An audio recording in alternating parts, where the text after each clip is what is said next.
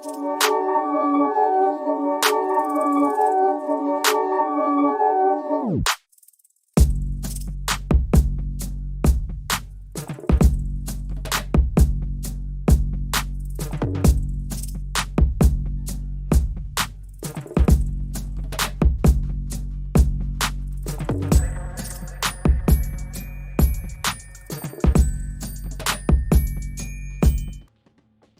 yo, yo, yo.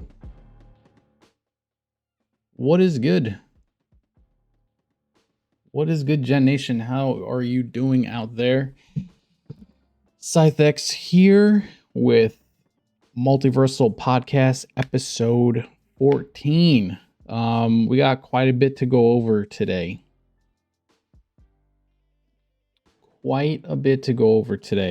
But before we do, as always, we do have the podcast on all available popular channels. Spotify, Amazon, Apple, Google, all the heavy hitters. So we appreciate you listening no matter where you are. If you are on YouTube, hello. Let us know in the comments how you're doing and what you thought of the episode. If you are live on Twitch, what is good? Good to see you all as always, and thank you for contributing to that episode. So let's get into it. Like I said, we are all over the place on the podcast network. We do have merch available. We have shirts, hoodies, mugs, anything you can think of. We got a brand new fresh zip up hoodie actually, which is pretty fire. You get a navy blue with our logo on it. It looks dope. So check that out. If you're on Twitch, just do command merch and it'll generate the link. Everywhere else, it'll be in the description of the episode. So yeah, like I said, we do have a lot to talk about. And I'm going to start this off with Overwatch 2. We're going right into the gaming verse off the rip. Overwatch 2. I thoroughly hated Overwatch 1. So I'm just going to throw it out there. I have a biased hatred towards the game.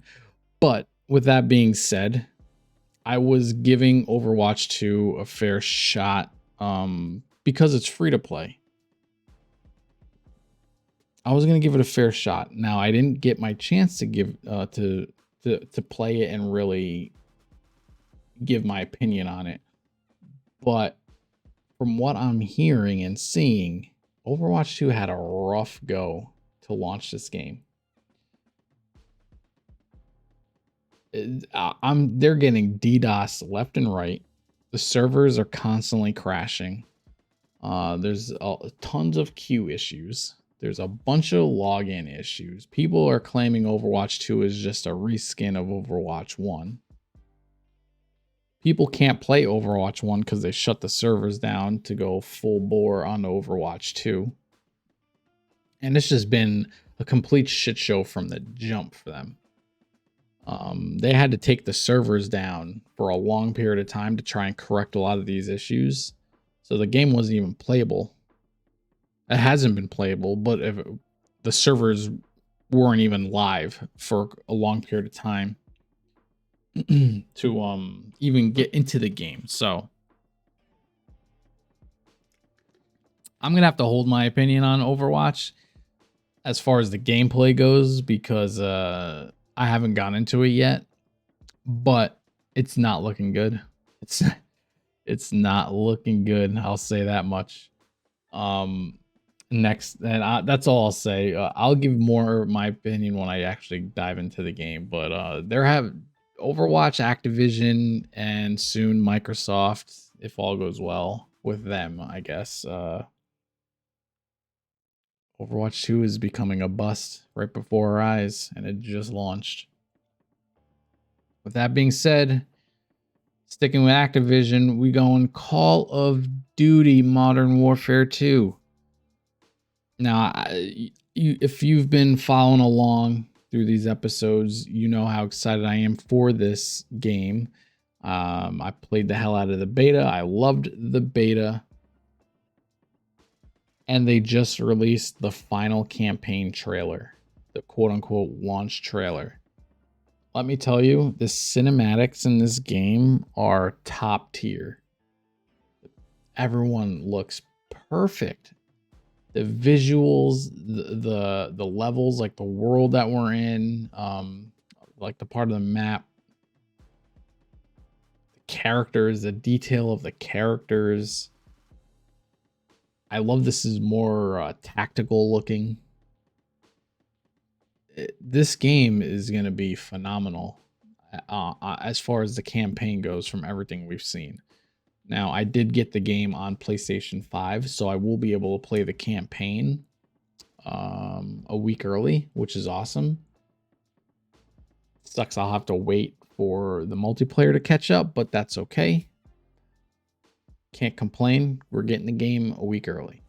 So yeah, the new trailer just blew me away. The visuals, the story to it seems very compelling and interesting.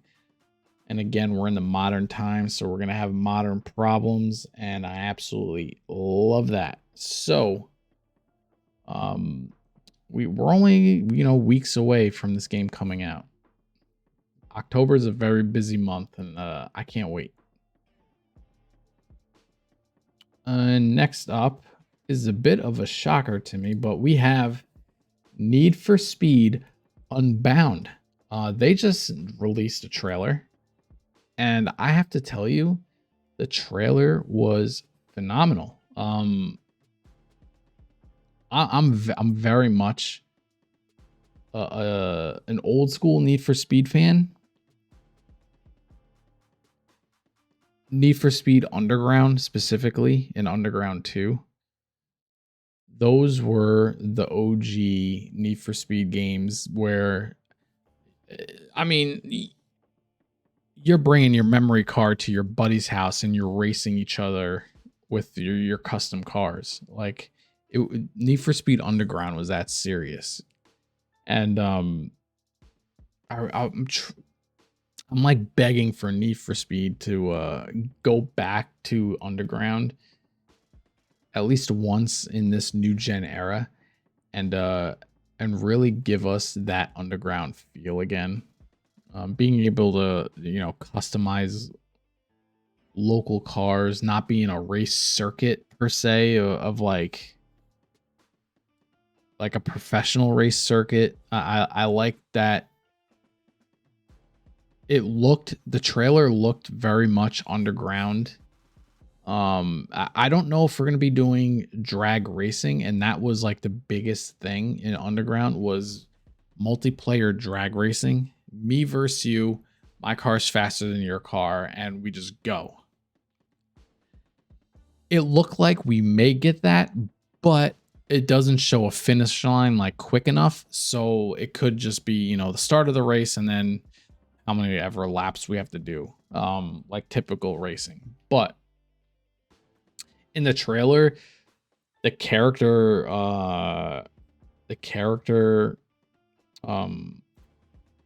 art style looked awesome. I was totally on board with the art style. Like, look at it. It's super. It gives you that Underground feel. Now it's called Unbound, and I don't know exactly what they're referring to. I guess it's something in the story we'll have to discover. But it does give you that Underground feeling, like secret street racing, like how Need for Speed should be. You're racing your standard cars that are souped up, aftermarket parts, and you're just going all out. And this trailer delivered on many levels. The art style, the racing, the customization, the cars, like everything looked awesome. It was very unique in the art style they chose. So I'm super excited actually for this Need for Speed, more so now than I've ever been in the previous ones. But I'm not going to jump and dive right into this. I want to see if it is. I want to see other people playing. I want to see what other people are saying, and if it is truly like an Underground style game, then I'll take the dive and get it. So very impressive trailer. I'm still kind of wait and see, but it's definitely on my radar now because of this trailer. So Need for Speed came out swinging. We appreciate that. Next up, I can't tell you how excited I am for Gotham Knights. This is another game, another October game. It's coming October 21st, so again, weeks away, a couple to be exact. And this game gave us probably one of the best game trailers I've seen in a long time. They just dropped their final campaign trailer. And I can't tell you how excited it made me. The trailer gave me goosebumps. And if you missed my reaction, it is on our YouTube. It is on our YouTube. This trailer gave me goosebumps. It was talking about the Court of Owls have sentenced you to death or whatever. Showing the Court of Owls, showing Mr. Freeze, showing Harley Quinn, showing the Penguin, showcasing each character, showcasing, you know, the reason they're coming together was, you know, the message from Bruce. It gave you everything in this trailer. It was so well made, so well put together. It gave us the villains, it gave us the characters, it gave us a sense of the story, why they're together, who we're up against, and it was just perfectly cut, man. It was perfectly cut. They were showing us tag team moves, solo move, like it was just a beautiful trailer, and I cannot wait to play this game. So if you missed my reaction, again, it is on our YouTube. My reaction to the Need for Speed trailer is on our YouTube. Go check it out, please, because those two trailers were phenomenal, especially Gotham Knights. And with Gotham Knights, I do want to say the developer gave us he revealed what comics the game is most influenced by. And as we all know, it's the Court of Owls. But even though that's the overall storyline, it seems let me see. I have it here. Here's a quote from the developer. The Batgirl of Burnside is the Batgirl of Burnside run certainly informed our treatment of Barbara. So Barbara is going to act and be like her version of Batgirl in the Burnside run of comics. They also looked at some recent solo Hood comics, solo Red Hood comics, some of the recent ones. A detective's comic run that centers around Belfry, and a bunch more that seems to be more recent. So they're pulling from the source material, which makes me even more excited.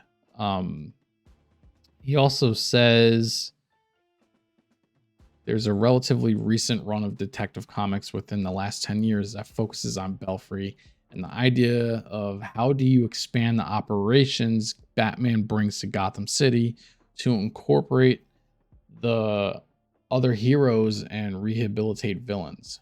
We really liked the vibe of that. It tapped into some of that urban horror we wanted to have present, but also just brought a lot of personalities into the mix. There are a bunch of stories that are similar to that. So they really went down the rabbit hole, as he said, and really getting. I feel like we're really getting a comic book worthy game, and I cannot wait to play it. It was a fantastic trailer. Next up,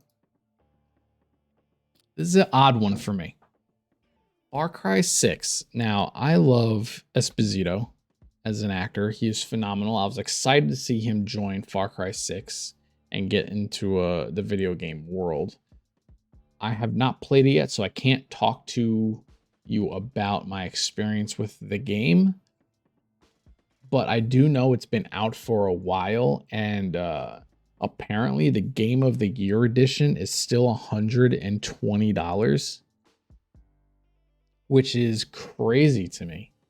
Ubisoft games always go on sale. They're always cheap. You give a Ubisoft game 5-6 months and you're getting probably the best bargain for that game.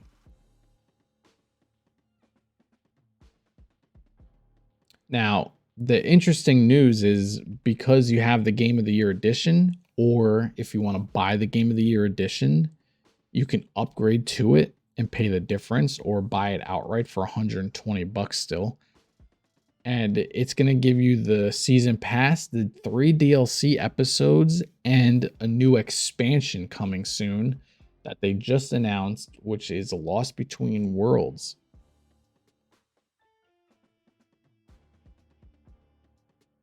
So, I mean, it's cool. We're getting, DLC episodes. We're getting the new expansion. We're getting more content to the game. Charging $120 for the Game of the Year edition because you're adding the expansion is it's a little much, man. It's a little much, Ubisoft. I don't know about that. But I can't wait to see a trailer for Lost Between Worlds, and hopefully I can get into Far Cry 6 soon. I have a lot of story games I'm way behind on. So hopefully on this channel we can start knocking things out. So yeah, $120 if you're interested. Yikes. Here's another one. Cyberpunk. CD Projekt Red came out with a little presentation about like their roadmap and what's to come. Nobody knew it was really coming. I mean, I didn't know it was coming. It kind of just appeared. I'm like, whoa, pretty big news. So real quick, I guess we'll just go top to bottom. They talked about the new Witcher. It's going to be called Sirius. It's going to be, they're making a new Witcher trilogy. So I guess The Witcher 4 is starting the new trilogy. Canis Majoris. I don't know. I don't remember what that was, but it's being created. I think it's it's either like a side story to The Witcher or some sort of expansion to it, and it's being developed by a third party in collaboration with CD Projekt Red. But we do have a lot more Witcher coming, and that's good to see because I know a lot of people really love that franchise. Cyberpunk, as we all know, had a very rough beginning. I bought the game right off the rip. It was a day one buy for me, and I have yet to play it because of all the problems that they had in the beginning, and then it just got sent to the back of the list for me. Not so much on purpose nowadays. It's just so much has come out that I'm still behind on that I'm trying to play. So I haven't really got into Cyberpunk. I do want to play it though. I bought it. I want to play it. It looks awesome. I'm hearing the updates that have been fantastic.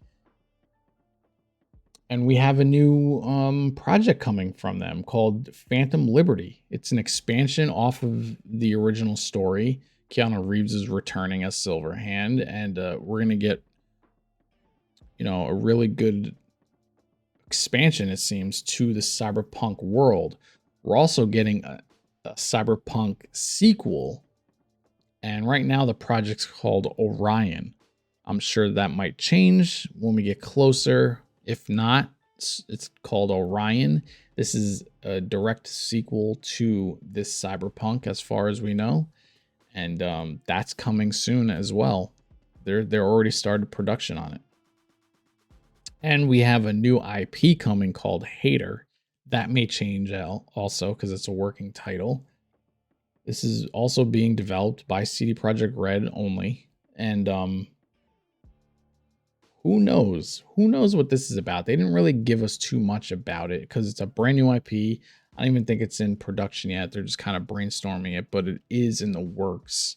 And I'm curious to see what they come up with, because if they give us more Cyberpunk and The Witcher, I mean that's a lot. That's a lot to come up. That's a lot to put together and publish, put out there to the public.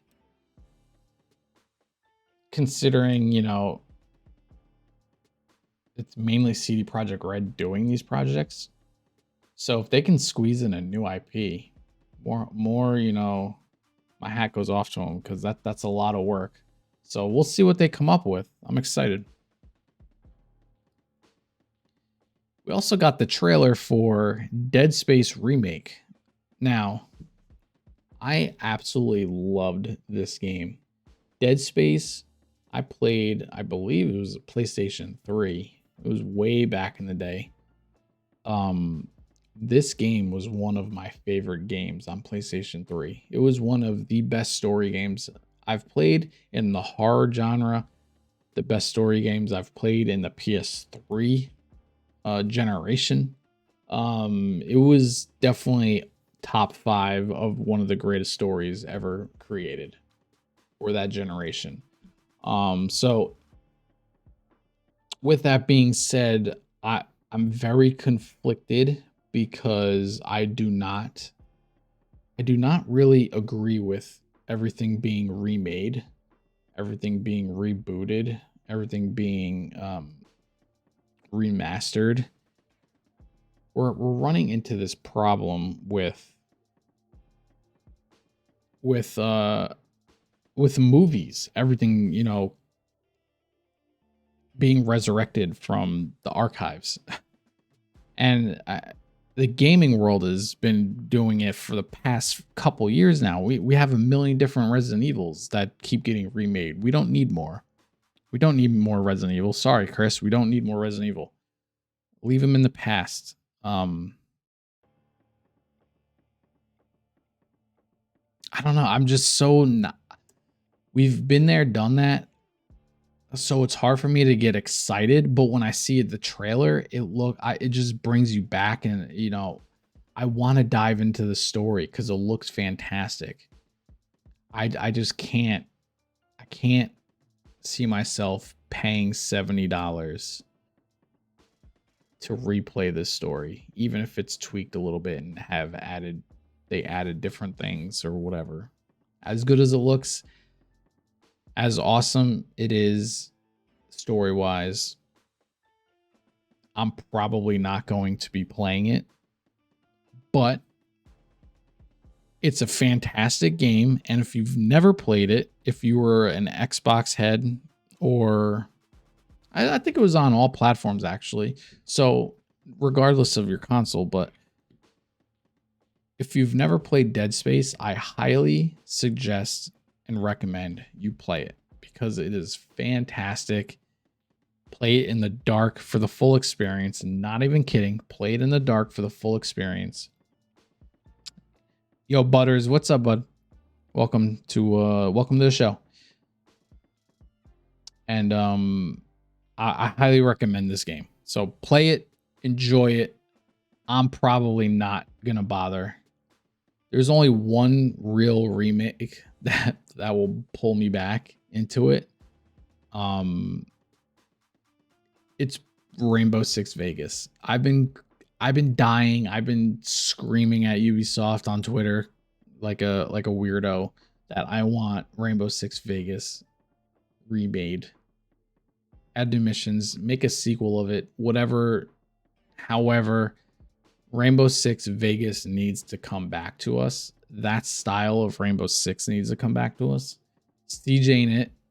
And so for that, I would much rather a sequel come from it and not have it be remade. But if we only get a remake, I will gladly play it. Rainbow Six Vegas was one of the best shooters I've ever played on console. The cover system, the tactical system, the terrorist hunts with your friends, the multiplayer aspect of it was just a fantastic game from story to multiplayer through and through. That'll bring me back. Everything else, all these old stories that we've already played, like we're getting a remaster already. I mean, The Last of Us just came out, remastered again, remade again, like the third or fourth time, and apparently it's struggling. I'm not surprised because we've played it 1,000 times. We have this Dead Space game coming out. We had Final Fantasy VII remade. You know, we have all these Resident Evils. Like, I'm done. I'm over it, man. Get creative. Give us new IPs or give us sequels. If you want to continue these games, give me a new Dead Space story and I'll be all over that bitch. I'll be all over that bitch. Dead Space 1, as great as it looks, I'm sorry, I can't do it. I've already been down that road. That's just me. But if you're going to play it, enjoy the shit out of it because it's a great game. All right, mini rant over. God of War.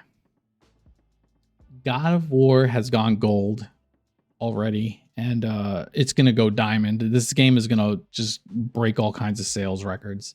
So I'm not surprised with that. But just quick update, God of War has gone gold ahead of its release, and this game can't come soon enough. Outside of Gotham Knights, God of War is the biggest release I'm excited for this fall. And then it's Gotham Knights. And with that, I was going to have a segment here. It was going to be a GGEN New York Comic-Con update with Wade Pool, because our buddy Wade Pool is at Comic-Con right now.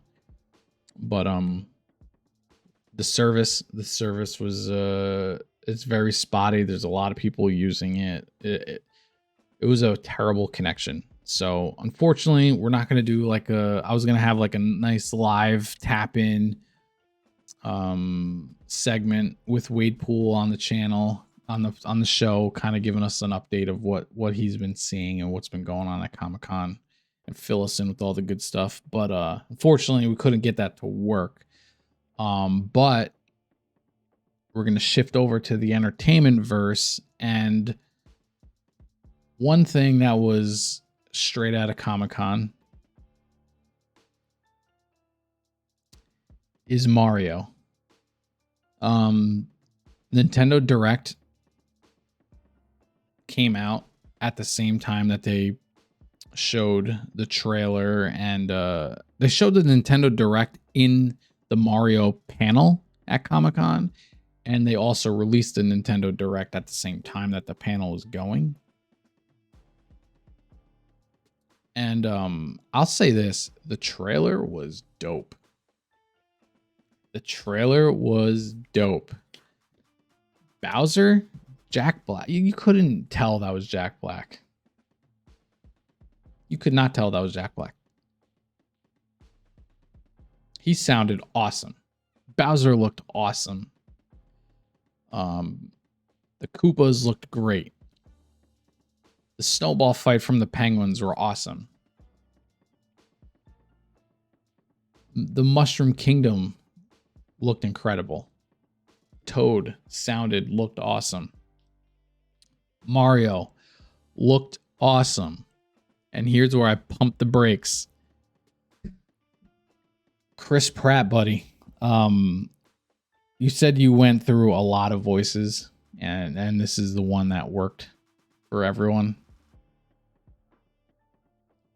All you did was go to Bradley Cooper and say, let me borrow your Rocket Raccoon voice, because that's all I heard. When Mario comes on screen, I'm like, okay, this trailer has been so good so far. Let's, I'm anticipating the voice. What's this new accent or new voice we're going to get from Chris Pratt? And we got Rocket Raccoon. It was rough. It was rough. I don't know how that's gonna play out for a whole movie. I'm definitely gonna watch the movie because it looks fun. It looks, you know, fantastic as far as the animations go. The Chris Pratt voice did not work in this trailer. So I don't know. It wouldn't be the first time if people change, if people get, you know, the studios to change something, but Chris Pratt's a busy man. The fact I don't know if he can even get back to a studio to do the voices for Mario and do a brand new accent. So I think this is what we're getting, and it's gonna be the Rocket Raccoon Super Mario Brothers movie, and it's gonna be weird, but somewhat entertaining. So I went from kind of interested to interested, but I'm not excited for Mario. I'm excited for everyone else. We still haven't heard Luigi. We saw Luigi in the trailer, who also looked awesome. We didn't hear from him, and that's supposed to be Charlie Day, and his voice is so distinct that it's gonna be another one where it's like, who knows? But Charlie Day's so funny, and if they make, you know, Luigi the goofy, clumsy, stupid brother that he's supposed to be compared to Mario, it could work. The Mario voice was so it was such a miss. It was such a miss for me.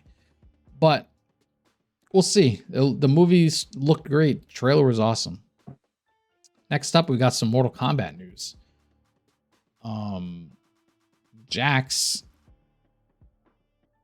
Well, where is it at? Makad Brooks was doing press rounds. And he said this about, you know, Mortal Kombat 2, which we all know we're getting a sequel. He basically said that there's going to be a big return for Jax in Mortal Kombat 2. I mean, that would be dope because Jax is a good character, man. And Makad is a great actor. If you watched Supergirl, he was the Guardian. He was Guardian in Supergirl. Not many people watch the CW shows. That's fine. I get it.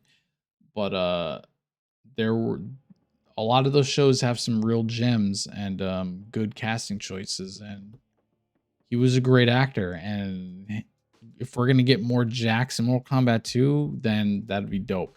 If we get more Jax and less Cole, sign me up. And the Miz as Johnny Cage. Yeah, I would love that. Was that actually confirmed, or is he just he's just trying to pressure them to sign him? I forget. It's been so long I talked about Mortal Kombat, I forget.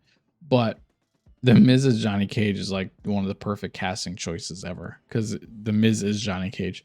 But yeah, so more Jax. He's gonna look better than ever. He said his arms are upgraded. Like everything's gonna look fire, and I can't wait.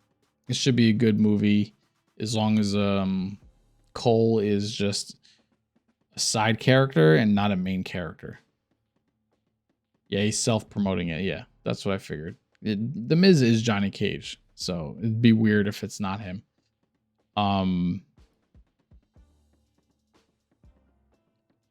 Real quick, we do have where are we at?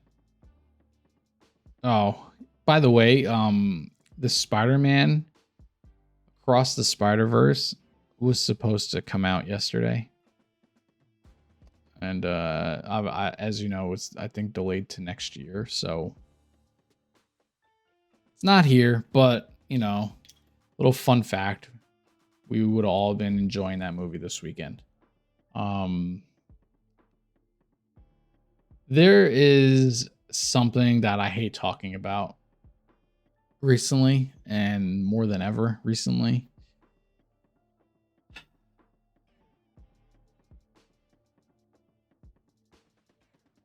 Ezra Miller.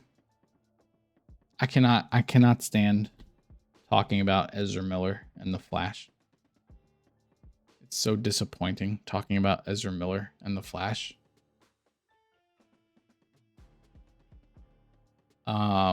It's been reported and confirmed that Ezra Miller is back doing reshoots for the Flash. What are they reshooting? I don't know. Apparently, he went on an apology tour and apologized to the cast, the studio, whatever.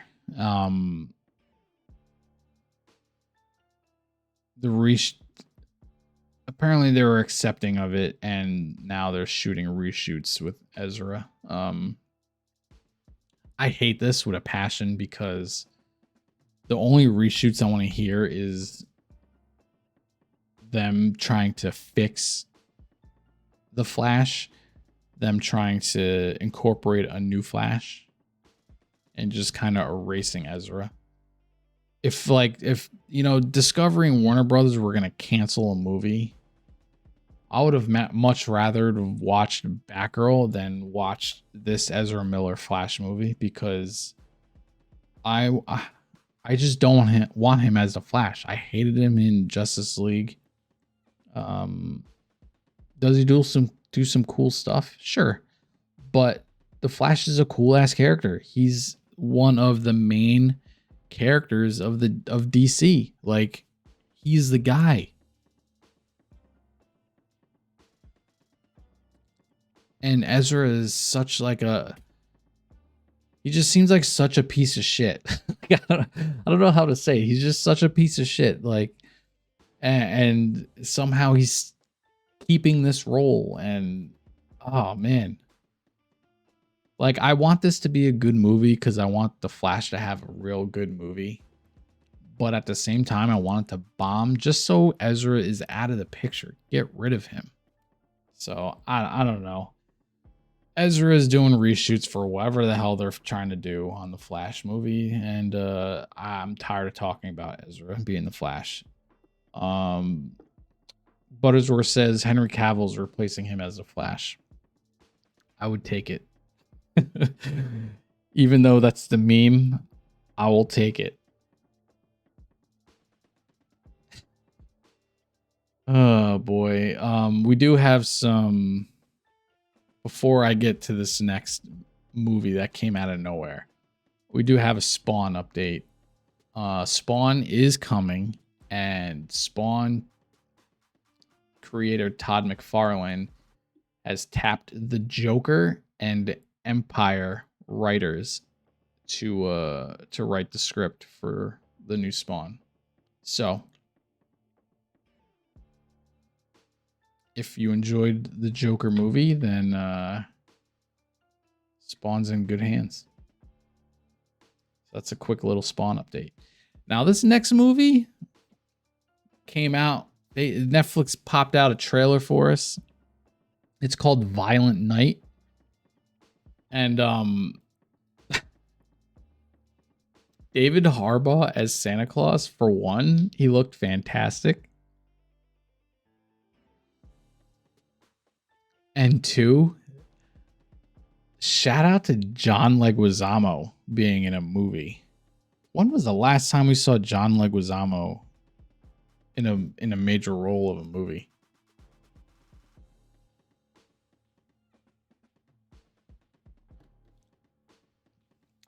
This trailer, if you haven't seen it, you need to go see it. Unfortunately, I didn't do a reaction to it because I saw it before I thought about recording it.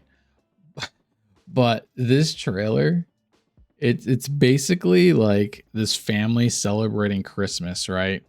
And David Harbour's Santa Claus is like in the other room. He, magically comes down the chimney, and he's like putting the gifts and stuff. And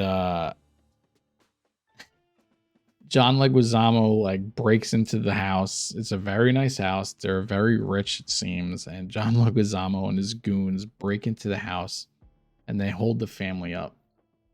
And I guess they have a lot of money or gold or whatever in the safe in the house. And basically, they're there to rob the family of all their money.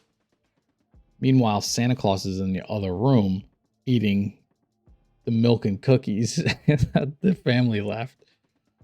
So they show a shot of Santa Claus eating the cookie, making a noise like, oh, it's a good cookie or whatever. And one of the guys, the goons, comes into the room with the AK or AR-15 or whatever gun and sees Santa Claus. And he tries to fight Santa Claus, and Santa Claus just whoops his ass. And who knew Santa Claus was a badass fighter? Because this trailer was phenomenal. Every villain the whole half of the back half of the trailer was just Santa Claus whooping ass. He was beating up all the goons. John Leguizamo was trying to figure out who is this guy. He doesn't believe in Santa Claus. They're like, dude, it's Santa Claus, man. He's beating the shit out of us. Like somebody throws a punch, and he opens up his gift bag, and the arm goes through into like the magic world or something of Santa Claus without hitting Santa Claus, and then like pulls it out of the bag. Like, it was such a random trailer to watch, and it was so enjoyable. I can't tell you. This is one Christmas movie I'm excited to watch. I forget when they said this was coming out. Releases in theaters December 2nd. So this is not a Netflix movie. It's a theatrical release. December 2nd. So I will be checking this out in the theaters for sure. Because this trailer was super serious but hilarious. It was hilarious because they were trying to be serious, if that makes sense. And it was a good trailer. So you should check it out. Santa Claus whooping ass. Next up, we got some Keanu Reeves news. First, I'll say Keanu Reeves is reported to exit the Hulu series Devil in the White City. This was a project he was working on with Hulu, and for some reason he's backing out. Now, my only thought is he's backing out because he wants to direct and film the Berserker movie that he's trying to bring to Hollywood. If you don't know what Berserker is, it's a comic book run that Keanu Reeves and some others have created. It's a legit comic book. They have a whole, run of this series, and he wants to bring it to live action. And he wants to direct it and probably star in it and whatever. So maybe he left that project because he's starting this project. Or maybe he left that project because he's got more John Wick 4 things to do as it gets ready to come out next year. So who knows? But this would be awesome because I feel like he knows this character so well. He wrote it, like it's his. So I think if he was able to bring this to life, it would be a fun watch for sure. What else do we got? Next up. Did I not? Oh, I didn't do it. Hold up, chat. I got you.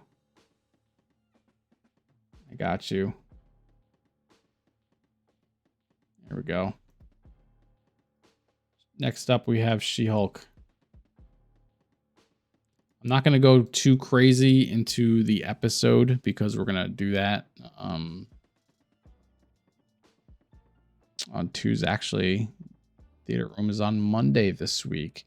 I don't know if I'm going to be on the episode, so I'll give you my quick thoughts of the newest She-Hulk episode, actually. We'll do that. Overall, it was a good episode. I liked seeing the two lawyers, Jen and Matt going at it as far as the lawyers go. Matt was representing Jen's costume maker. And if you saw, you know, the Daredevil helmet in the previous episode, you know, it's the Daredevil costume maker as well. So naturally, he would represent his designer, right? So the banter and like the back and forth, Jen getting pissed at him, like, who is this guy? It was fun. Then, you know, they meet at the bar, they have a couple drinks, talk about the case, you know, whatever. It was fun, gives her like a pointer, like, hey, you know, you're the She-Hulk. He basically told me, it was like probably the best line, right? It was basically like, take care of the law as Jen, right? I'm paraphrasing because I don't remember it correctly. Handle the law as Jen, and when the law fails, handle it as She-Hulk. And I thought that was like such a dope moment. So the She-Hulk episode is absolutely great, Butter said. It was good. It was good. I had some issues, but it was good. So yeah, that stuff was fantastic. Then, you know, it's the middle of the night on a Sunday, I think, or whatever, and she had to go help Leapfrog, whatever his name was, Ribbit Frog, I forget. And because he was also a client, you know, she was his lawyer because basically of his faulty suit or whatever. So long story short, without spoiling the whole friggin' episode like I'm doing, and I didn't mean to do, basically She-Hulk and Daredevil confront each other. Now I will say, I'm not a big fan of the new Daredevil suit. I don't like the yellow. I know yellow's, you know, classic. I liked the all red. I like the all red suit.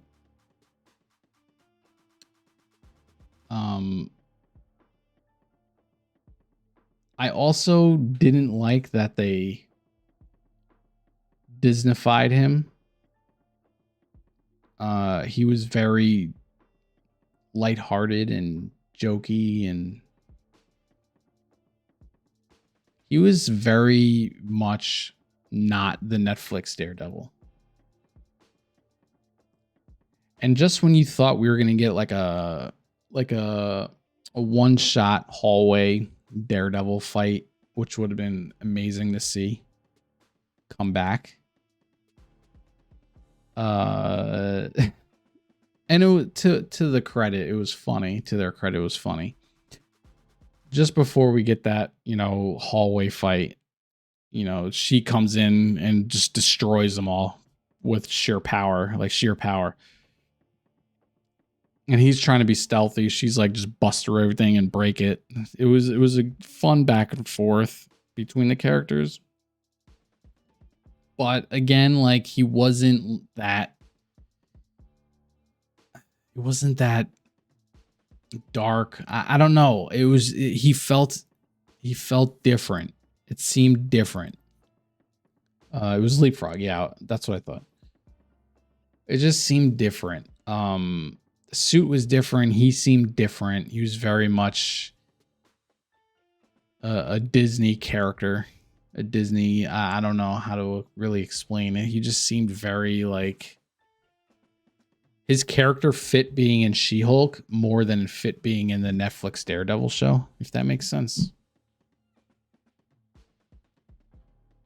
And interesting enough, we got confirmation, at least I think we got confirmation, that when Daredevil first arrives on scene, they played the Daredevil theme music from Netflix. Why would Disney do that? The only thing I can think of is because this is not a reboot of the character. This is the same Daredevil from Netflix. And for me, that is fantastic news, because that gives me more hope with the Daredevil show. it gives me more hope for the Daredevil show.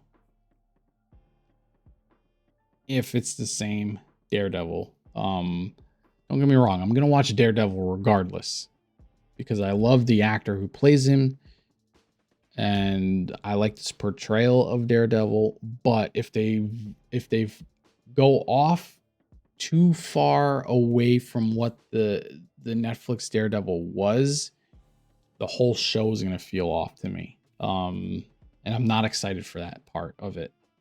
So I'm hoping with this little tease of the Netflix theme song being in the show in She-Hulk when Daredevil arrives, it kind of helps us be like, okay, take a deep breath. This is the same Daredevil. It is the exact same Daredevil from Netflix, which means it's the same Kingpin and all that's right in the world of the MCU, in my mind. With that being said, coming back to this episode, having Daredevil and She-Hulk have a hookup, like a love interest thing, that was just strange. It was just very much added for She-Hulk. I don't know, man. I don't know. The whole, like, the episode was good, but there were so many parts of it that I didn't like or that I wasn't a fan of. So it was hard to, like, I don't know, really get into it. But overall, you know, Daredevil fought good. She-Hulk fought good. We finally got a cool team up of those two and actual action scenes that we've been missing for 5 episodes. We got some really cool things out of this, but I'm not crazy about the Daredevil look. I want the old suit back, even though, you know, we're probably not going to get it. It was too clean from the Netflix series, Mr. Butter says. Yeah. It was very clean. It wasn't, you know, it doesn't need to be crazy bloody, but, you know, give us that feel. This fell into, like, you know, you ever, okay, so if you ever watch a show that has a crossover from the same network, right? Think of it from the CW verse, right? We'll throw this out there. You watch a CW show, right? So you're watching Arrow. It's the first, you know how Arrow is. It's very dark. It's very, very much like Bruce Wayne, Gotham City dark, right? Like very dark. That's how they portray Oliver Queen. He's a very troubled soul, dark character. I absolutely loved it, by the way. And then they put Oliver Queen in The Flash. Now, The Flash show is very more upbeat. It's more comedic. It's more lighthearted. And instead of Green Arrow being that miserable, dark character, he's the lighthearted Green Arrow. He takes on the personality of the show that he's crossing over to. When the Flash crosses over to Supergirl, he takes on the Supergirl, personality. And like any show you watch that has a crossover, those characters take the personality of the show writers that's writing for that show, right?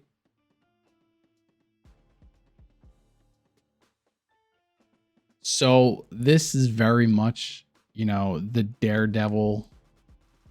If this is the Netflix Daredevil, he very much took on the personality of the She-Hulk writing group. And this is how they portrayed him to be. And I didn't like it. I did not like it. So I'm hoping when the writers of Daredevil actually do his show, it's more in tune of what his Daredevil is and not the She-Hulk version of his Daredevil. If that makes any sense to you, let me know in the comments, because it makes sense in my head and I'm trying to explain it. Something felt off, and that kind of makes sense to me. the Daredevil character took on the personality of She-Hulk rather than him still being the Daredevil. And it's a shame because when you have crossover movies like the MCU does all over the place, you don't really get that sense of this character is, you know, changing the personality to fit the fit this movie or show that they're in. This very much felt like Daredevil was changed for this show. So for me, I did not like it, but overall the episode was great. We finally got action. We got to see Daredevil for the first time in the MCU, and not the first time because he was in Spider-Man, but in his suit and kicking ass. We did get to see that for the first time. So overall, I liked it. And that's it about She-Hulk. And real quick, I am doing a full reaction to season 1 of Andor. I'm up to episode 5. I am caught up. This is only on our Patreon. So with that being said, if you have not joined our Patreon yet, it'd be greatly appreciated. You get early access to our videos. So all our reactions that we do weekly, you'll get a week early. If you're on the Patreon, you'll get that a week early, so you'll see it before everybody else. You'll be able to talk about it, talk to us about it, comment on it, and really engage us and talk to us about it throughout the week until it goes public on YouTube for everyone to see and enjoy.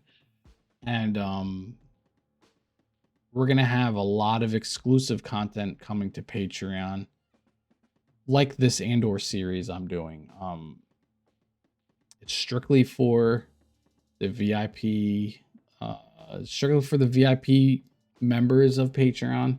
You're gonna see my raw reactions to every episode of Andor. We're gonna have other shows on there, maybe some movies. There's gonna be a lot of exclusive content coming to Patreon, and if you join up, again, we thank you. We appreciate the support. We hope you enjoy the extra content and perks you get. And can't wait to have a discussion with all of you. And don't forget, if you do sign up to Patreon, we'll shout you out in a future episode of Multiversal Podcast or a reaction or whatever. So you'll get a shout out. And again, the link will be in the description. And with that, that wraps up episode 14. You understand the concept I was saying, Butters. Perfect. I hope everyone else listening does too. But yeah, so that was episode 14. I really hope you enjoyed this episode. We had a lot to get through. I really wanted to get you a big Comic-Con update, but service is very spotty with that many people in one location trying to hit the Wi-Fi. And it just didn't work out. So next year, the plan is for all of us, at least most of us, to be at New York Comic Con and come out with a lot of content for you to enjoy. But with that being said, even though we couldn't get him on this episode, Zuplex is creating content for you. And if you're excited to see it, because I'm excited to see it, keep your eye on the GGEN YouTube channel and the GGEN TikTok. He's already done some stuff on TikTok for you, and we're going to have a whole wrap-up and highlight show or whatever on YouTube as well, once we get all the footage that he's been gathering for us. So we got a lot of cool stuff coming from Comic-Con. We just can't share it right now. But yeah, so we got the Patreon. We got some cool Comic-Con stuff coming your way. And this Wednesday, Andor comes out, so stay tuned for that. Monday is Theater Room, episode 59, if I'm not mistaken. That'll start at 8:30. I'm not sure if I'll be on it with the boys, but if I am, I will see you then. If not, thank you for rocking with me on this episode of Multiversal Podcast. And Gen Nation, Appreciate you. Shout out to all the podcast listeners, all the YouTube watchers, and everyone who lurked in chat. Buttersworth, as always. Peace out.